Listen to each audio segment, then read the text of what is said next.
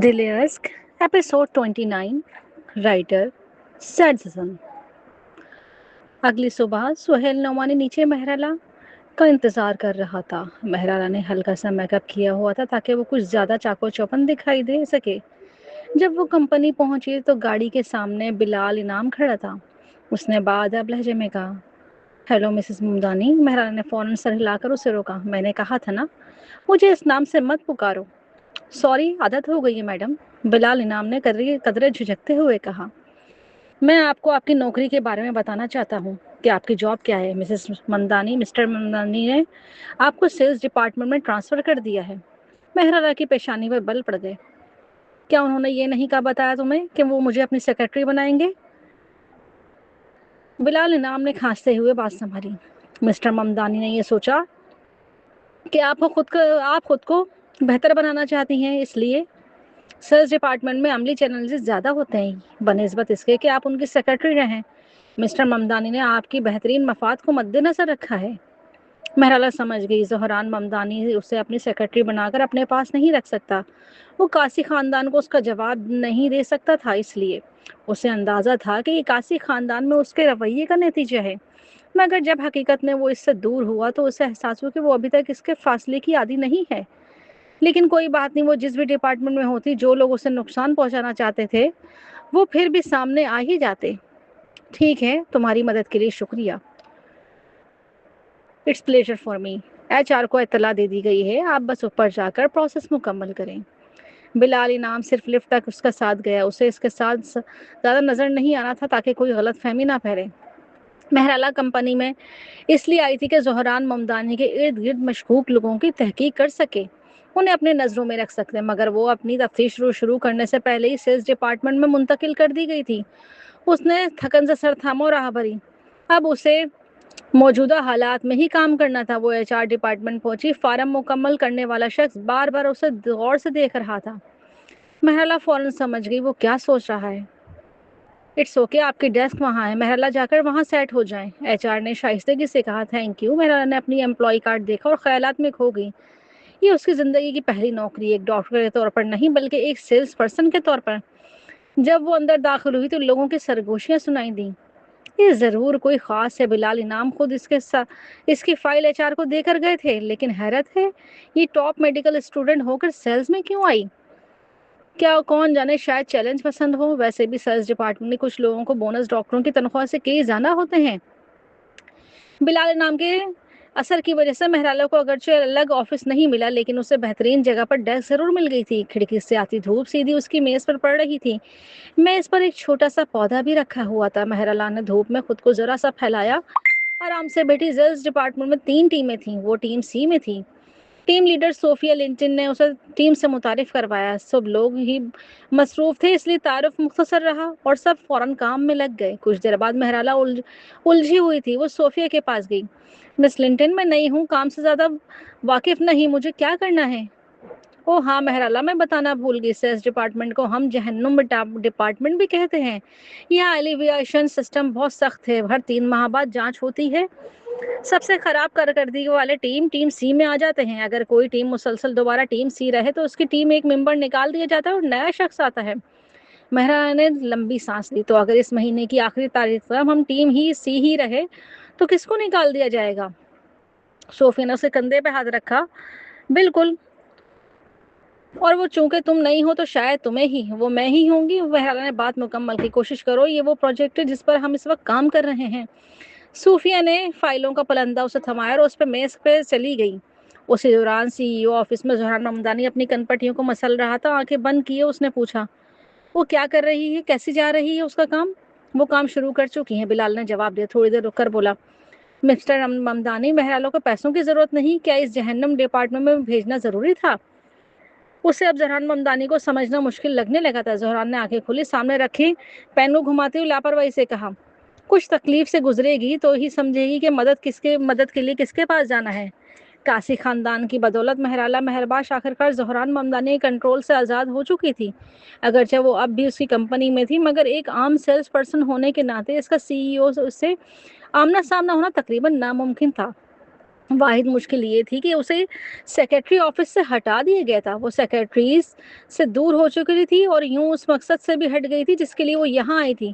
اب وہ صرف سہوام کسوار پر بھروسہ کر سکتی تھی۔ اسے امید تھی کہ وہ اپنے نئے سفر پہ کوئی کارآمد سراغ نکال لائے گی۔ وہ انہی خیالات میں گم تھی کہ اچانک کسی نے آہ بھرتے ہوئے کہا، یہی فائل پھر سے مجھے ہی کیوں جمع کروانی پڑتی ہے؟ مہرالہ نے مڑ کر دیکھا۔ یہ نورما ٹالبٹ تھی جس کی ڈیسک اس کے ساتھ تھی۔ وہ ایک سنجیدہ اور محنتی عورت لگتی تھی۔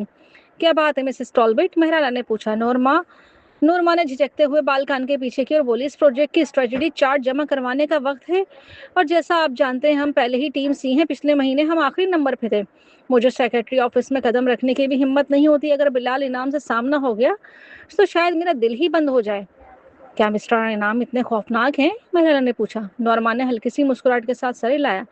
آپ نہیں ہیں نا اس لیے نہیں جانتی ہیں۔ اگر مسٹر ممدانی جہنم کے بادشاہ ہیں تو مسٹر انعام جہنم کے گارڈ ہیں۔ پچھلی بار وہ اتنے سخت تھے کہ صفائی کرنے والی عورت کی بیٹی روتی ہوئی باہر نکل گئی تھی۔ مہرالہ نے کچھ سوچتے ہوئے کہا، اگر ایسا ہے تو آپ کی طرف سے یہ فائل میں دے آتی ہوں۔ میں نہیں ہوں، مجھے ڈانٹ نہیں پڑے گی۔ مجھے ڈانٹ پڑے گی بھی تو کوئی فرق نہیں پڑتا۔ او آپ بہت اچھی ہیں مہرالہ، تھینک یو۔ سچ میں؟ نورما نے فوراً فائل اس کے ہاتھ میں تھما دی۔ مہرالہ نے فائل کو دیکھا اور مسکرا دی۔ یہ اس کے لیے سیکرٹریز کے قریب جانے کا بہترین موقع تھا، لیکن اسے معلوم نہ تھا کہ پیچھے بیٹھے ساتھیوں کے چہرے بدل چکے تھے۔ آج کل نوجوان کتنے نادان ہوتے ہیں۔ ایک اور آئی ہے جو اپنی اوقات نہیں جانتی۔ اس سال کتنی آ چکی ہیں؟ نورما نے بازو تنزیہ لہجے میں کہا، یہ تو بس مسٹر ممدانی کے قریب جانے کا بہانہ ہے۔ سیکرٹری آفس میں جا کر ڈانٹ کھانے کا خطرہ کون مول لیتا ہے اگر کوئی مقصد نہ ہو تو؟ مجھے یاد ہے پچھلی والی کو تو مسٹر انعام نے بازو توڑوا کر باہر پھینک دیا تھا، ہے نا؟ شرط لگاؤ کتنے دن میں یہ نوکری چھوڑے گی؟ چلو میں شرط قبول کرتا ہوں، ہارنے والا سب کو لنچ کروائے گا۔ مہرالہ ٹاپ فلور پہ پہنچی۔ کوریڈور کے آخری میں موجود دروازے پر اس کی نظر پڑی، وہ بند تھا۔ اس نے لاشعوری طور پر سکون کی سانس لی اور سیکرٹری آفس میں داخل ہو گئی۔ اندر موجود سیکرٹریز نے کام کے دوران سر اٹھا کر اسے دیکھا۔ نینسی جوائلز نے آنکھ مارتے کہا، میں نے سنا ہے آپ سیلز ڈپارٹمنٹ چلی گئی ہیں مسز مہرباش، کہیں ہمیں ناپسند تو نہیں کرنے لگی؟ مہرالہ مسکرا دی، بالکل نہیں، مجھے لگا میں اس عہدے کے لیے ابھی مکمل تیار نہیں تھی۔ میں مسٹر ممدانی کے لیے مسئلہ نہیں بننا چاہتی تھی، اس لیے خود کو بہتر بنانے کے لیے سیلز میں آ گئی۔ افسوس آپ آنکھوں کو بہت بھلی لگتی تھیں، آپ بہت جلد یہاں سے چلی گئی، نینسی نے کہا۔ نینسی کوئی عام عورت نہ تھی، وہ جانتی تھی مہرالہ خاص ہے، وہ واحد شخص تھی جو کبھی زہران ممدانی کے لیے کھانا لایا کرتی تھی۔ ایک لمحے وہ سیکرٹری تھی، اگلے ہی لمحے سیلز پرسن، یہ ضرور کسی کے حکم پر ہوا تھا، اس لیے وہ مہرالہ کے قریب رہنے میں دلچسپی رکھتی تھی۔ تو بتائیے مہرالہ، آپ صرف گپ شپ کے لیے تو نہیں آئی؟ ہم آپ کی کیا مدد کر سکتے ہیں؟ مسز جوائلز، یہ ہماری ٹیم کی اسٹریٹجی چارٹ ہے، کیا آپ نے یہ مسٹر ممدانی تک پہنچا دیں گی؟ نینسی نے لمحے بھر سوچا اور بات سمجھ گئی۔ یہ میرے ذمے چھوڑ دیجیے اور سیلز ڈپارٹمنٹ میں محتاط رہیں، وہاں کے لوگ بہت چالاک ہوتے ہیں۔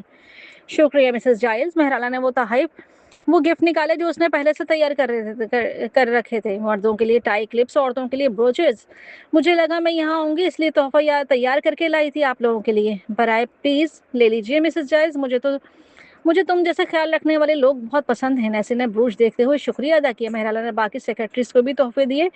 وہ جانتی تھی اس کا کسی نہ کسی طرح سے زہران ممدانی سے تعلق ہے، اس لیے کسی نے انکار نہ کیا۔ آخر میں مہرالہ گریس کے سامنے رک گئی۔ گریس پورے وقت کام میں مصروف رہی تھی، اس نے مہرالہ کو ایک نظر بھی نہیں ڈالی تھی۔ گریس نے اس وقت بھی کوئی اس کو دیکھ کے ریئیکشن نہیں دیا جب مہرالہ نے تحفہ اس کی میز پہ رکھا۔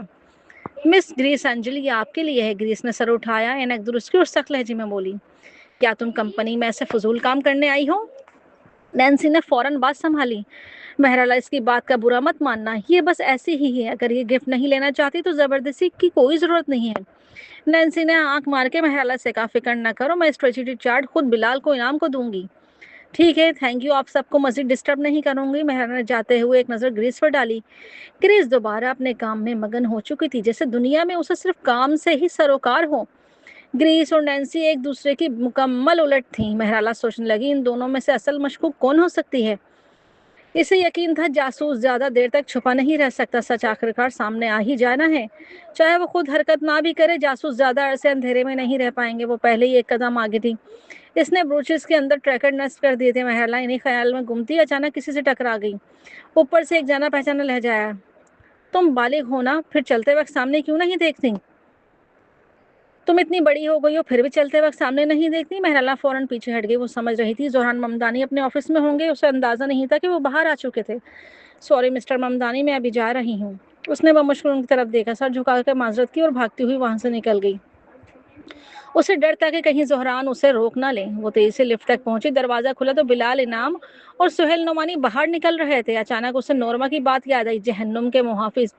ایک لمحے کے لیے وہ دونوں اسے واقعی جہنم کے سپاہی لگے. وہ مسکراہٹ چھپاتے ہوئے لفٹ میں داخل ہو گئی. وہ مسکراہٹ زہران نے دیکھ لی. پچھلے 2 دنوں میں اس نے مہرالہ سے کوئی کانٹیکٹ نہیں کیا تھا اور مہرالہ بھی مکمل طور پر اس سے دور رہی تھی. جیسے وہ واقعی ہر رشتہ ختم کرنا چاہتی ہو. سی سی ٹی وی میں اسے اوپر جاتے دیکھ کر زہران نے جان بوجھ کر کوریڈور میں کھڑا ہو گیا تھا تاکہ اتفاقی ملاقات ہو جائے، مگر بلال اور سہیل کو دیکھ کر اس کا مسکرانا اور خود اسے دیکھتے ہی ایسے بھاگ جانا، اسے ایسا لگا جیسے بھوت نظر آ گیا ہو. یہ سب دیکھ کر زہران کا خون کھول اٹھا. اس نے سرد لہجے میں پوچھا، پتا کرو وہ یہاں اوپر کیوں آئی تھی؟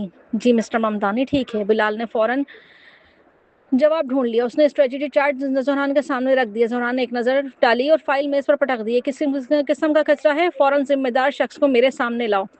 فائل زور سے میز سے گری. صفائی کرنے والا شخص جو شیلف صاف کر رہا تھا چونک کر رک گیا. ادھر ٹیم سی میں ہے. مہرالہ کے واپس آتے ہی باتیں بند ہو گئیں. نورما نے چمکتی آنکھوں سے کہا، بہت شکریہ مہرالہ. کوئی بات نہیں، اتنا مشکل کام نہیں تھا. کچھ ہی دیر میں صوفیہ لنٹن غصے میں باہر آئی. یہ اسٹریٹجی چارٹ کس نے جمع کروائے؟ مہرالہ کچھ کہنے ہی والی تھی کہ نورما نے فوراً صورتحال سنبھال لی اور سارا الزام مہرالہ پہ ڈال دیا. مہرالہ تھی یہی ضد کر رہی تھی کہ سیکرٹری آفس جا کر اپنی شکل دکھائے گی. کیا ہوں مسٹر لنٹن؟ صوفیہ نے غصے سے مہرالہ کو دیکھا. تم نے مسٹر ممدانی سے کیا کہا؟ وہ اتنے غصے میں کیوں ہیں؟ اب وہ مجھے بلا رہے ہیں. یہ معاملہ غیر معمولی طور پر بڑا ہو گیا ہے. عام حالات میں اگر زہران ممدانی کو سیلز ڈپارٹمنٹ سے کوئی مسئلہ ہوتا تو وہ براہ راست سیلز ڈائریکٹر سے بات کرتے ہیں، ٹیم لیڈر کو طلب کرتے. ان کی عادت ہے.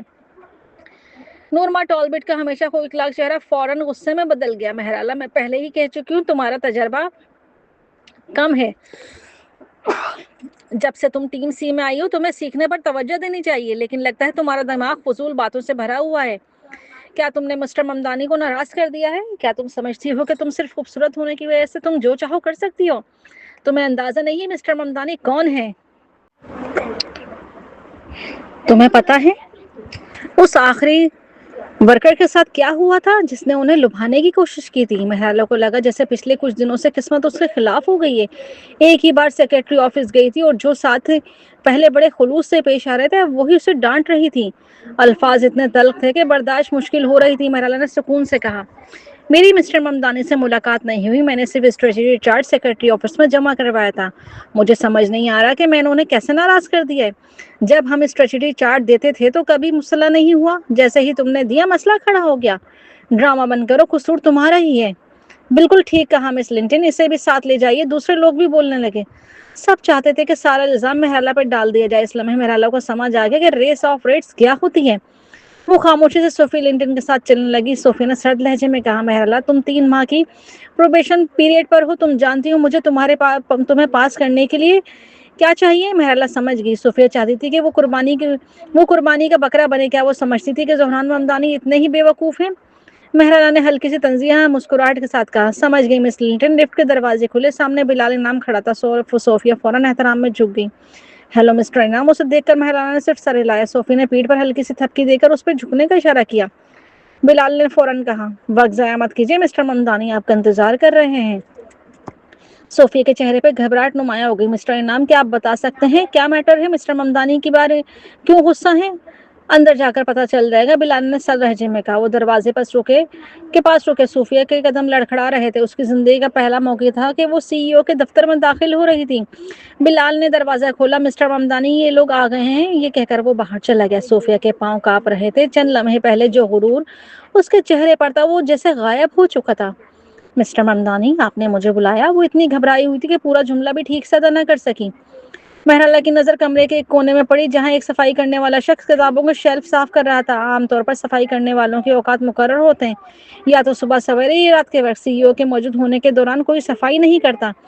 زہران ممدانی اپنی پرائیویسی کے معاملے میں بہت محتاط انسان تھے. پھر وہ یہاں کیوں تھا؟ مہرالہ نے غور سے صفائی کو دیکھا. اس کا جسم جھکا ہوا تھا، دبلا پتلا، جلد سانولی تھی، چہرہ نیچے کی طرف تھا، اس لیے صاف دکھائی نہیں دے رہا تھا. اچانک ایک اسٹرے زور سے آ کر مہرالہ کے قدموں کے پاس گری. وہ چونک گئی. صوفیہ تو اتنا گھبرا گئی کہ اس نے گھٹنے جواب دے گیا اور وہیں فرش پہ بیٹھ گئی.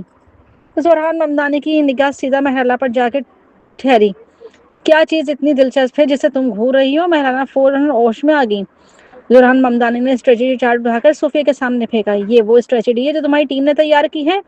اس سے بہتر تو کوئی بندر بھی بنا لے. اس کے الفاظ میں کوئی نرمی نہیں تھی, صرف تحقیر تھی. صوفیہ کا چہرہ سفید پڑ گیا. مسٹر ممدانی, میں بالکل چپ. زہران کی آواز کمرے میں گونجی. اگر تمہاری ٹیم اس طرح کام کرتی رہی تو سیلز ڈپارٹمنٹ میں ٹیم سی کا وجود ختم کر دینا چاہیے. صوفیہ کے جسم کانپنے لگا. محرالہ خاموشی سے کھڑی سب کچھ دیکھ رہی تھی. اس لمحے اسے پورا یقین ہو گیا یہ میٹنگ صرف اسٹریٹجی چارٹ نہیں کے لیے نہیں تھی, کسی اور کے لیے تھی. اور وہ صفائی والا وہ بالکل عام نہیں تھے. پہلا موقع تھا کہ محرالہ نے زہران ممدانی کو کام کے دوران دیکھا تھا. اس سے اندازہ ہوا کہ وہ اکیلی نہیں تھی جس کے ساتھ وہ سختی سے پیش آتا ہے. صوفیہ لنٹن خوف سے کانپ رہی تھی. وہ گھبراہٹ میں بولی, مسٹر ممدانی پلیز غصہ نہ کریں, یہ پروپوزل تو محرالہ تم خود بتاؤ. اس نے پیچھے مڑ کر محرالہ کو دیکھا. محرالہ کی آنکھ میں ذرا سا بھی خوف نہیں تھا. اس کی کمر سیدھی تھی اور اس کی نظریں پورے سکون کے ساتھ زہران ممدانی کی آنکھوں سے ملی ہوئی تھیں. صوفیہ ایک لمحے کے لیے سوچ میں پڑ گئی. یہ لڑکی واقعی دلہل ہے, مگر فوراً ہوش میں آ گئی. محرالہ نے صوفیہ کی نظروں میں چھپی ہوئی منت اور دھمکی دونوں کو صاف پڑھ لیا. وہ پرسکون لہجے میں بولی, مسٹر ممدانی آپ کو میری تجویز کا کون سا حصہ پسند نہیں آیا؟ زہران ممدانی نے آنکھیں تنگ کی. یہ تم نے بنائی ہے؟ اسے اچھی طرح معلوم تھا کہ محرالہ کو کام پر آیا بھی صرف 2 دن ہوئے ہیں. عام حالات میں کوئی ٹیم لیڈر کسی نئے ملازم کو اتنا اہم پروجیکٹ میں شامل بھی نہیں ہونے دیتا. یہ پروپوزل براہ راست 3 ماہ کے جائزے اور سالانہ بونس سے جڑا ہوا تھا. صاف ظاہر تھا کہ ٹیم لیڈر کسی کو قربانی کا بکرا بنانا چاہتی ہے. محرالہ بے وقوف نہیں تھی. وہ بولی, جی میں نے اس میں حصہ لیا ہے. صوفیہ جواب سن کر مطمئن نہیں ہوئی. اگر محرالہ صرف جزوی طور پر شامل ہوتی تو سارا الزام اس پر نہیں ڈالا جا سکتا تھا. کسی حصے میں حصہ لیا ہے آپ نے؟ زہران نے پوچھا. صوفیہ کی توقع بھری نظروں کے سامنے محرالہ نے فائل کی طرف اشارے کیا اور سنجیدگی سے بولی, میں نے یہ سارا پروپوزل اپنے ہاتھوں سے پرنٹ کیا ہے. صوفیہ کے پاس کہنے کو کچھ نہ رہا. زہران ممدانی نے بمشکل اپنی مسکراہٹ روکی.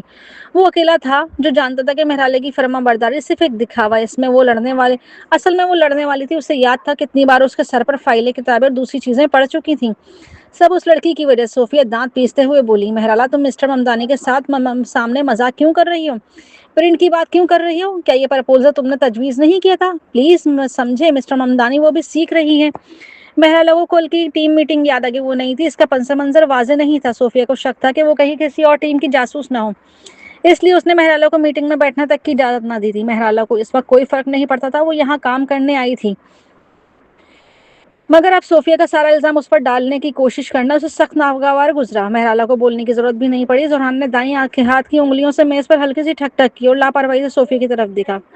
تو تم مجھے بتا رہی ہو کہ تمہاری ٹیم کا پرپوزل ایک نئی ورکر نے بنایا جس کے کام پر آئے بھی 2 دن بھی نہیں ہوئے؟ جی مسٹر ممدانی. صوفیہ فوراً کھڑی ہو گئی. اس کی کمر جھکی ہوئی تھی, چہرے پر مکمل تابعداری تھی. پھر تو تمہیں اسے ٹیم لیڈر ہونا چاہیے.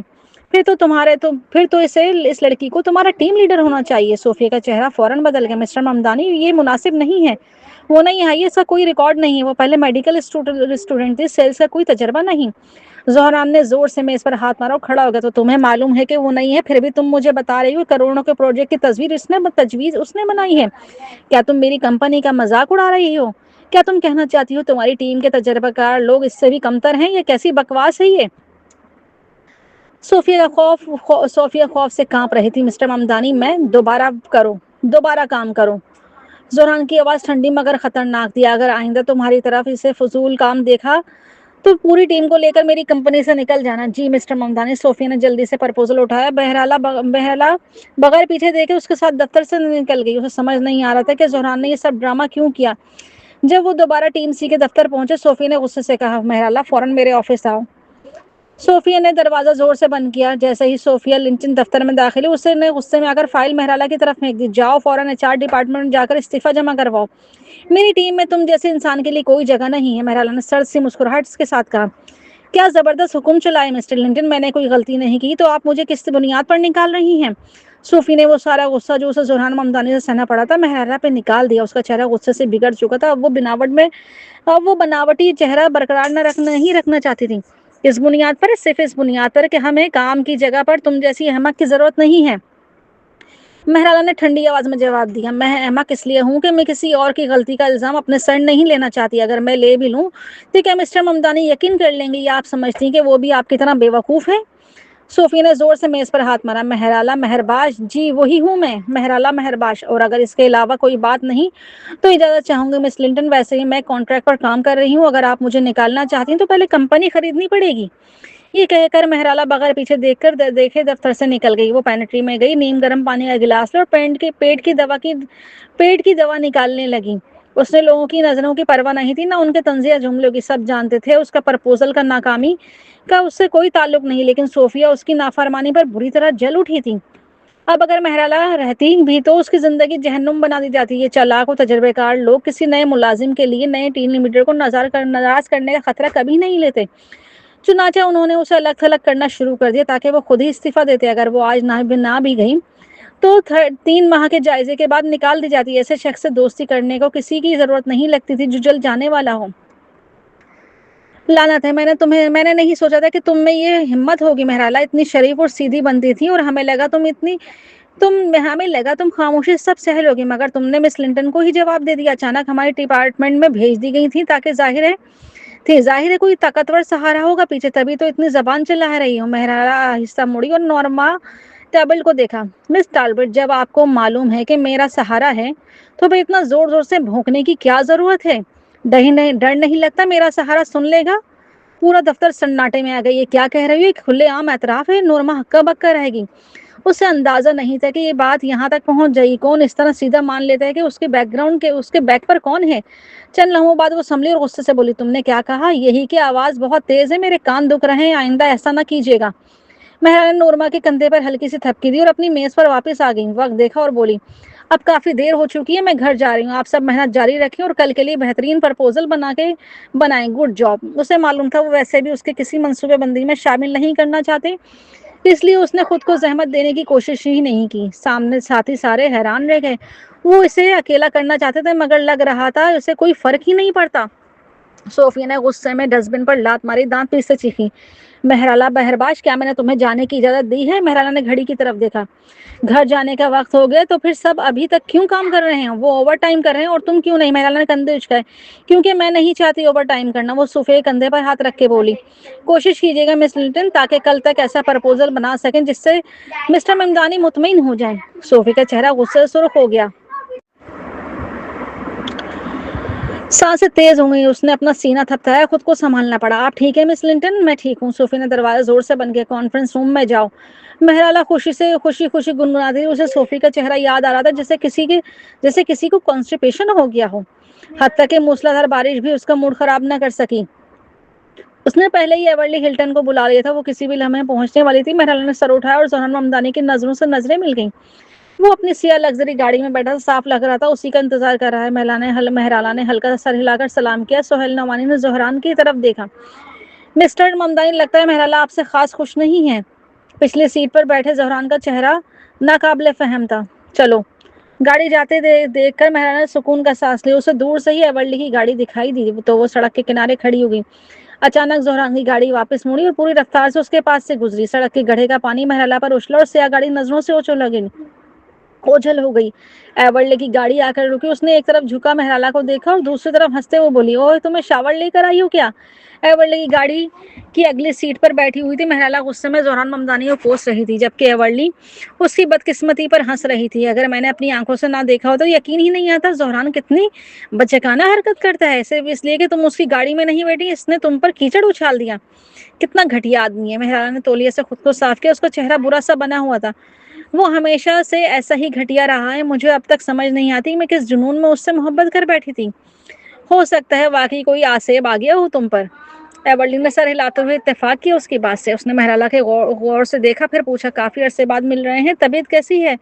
مہرالہ نے خون کی الٹی والے واقعے کا ذکر نہیں کیا. ہاں, کیموتھراپی کافی مؤثر رہی ہے. ایورلی نے محسوس کیا کہ مہرالہ پہلے سے بہتر لگ رہی ہے. چہرے پر جان تھی. تاثرات بھی پہلے سے مختلف تھے. فوراً بولی, تو پھر ایک اور راؤنڈ کیوں نہیں کرواتی؟ اگر ٹھیک رہا تو سرجری کے قابل ہو گئی تو سیدھا آپریشن ہو سکتا ہے. اصل میں کچھ عرصے بعد دوبارہ چیک اپ کرواؤں گی. مہرالہ نے کھڑکی سے باہر دیکھتے ہوئے گال پر ہاتھ ٹکا لیا. ایورلی کی آنکھیں چمک اٹھی. کیا تم اپنا فیصلہ بدل لیا ہے تم نے؟ مہرالہ, میں تھوڑا اور جینا چاہتی ہوں. مہرالہ نے دھیرے سے کہا, کم از کم اس شخص کو ڈھونڈنے تک. کون سا شخص؟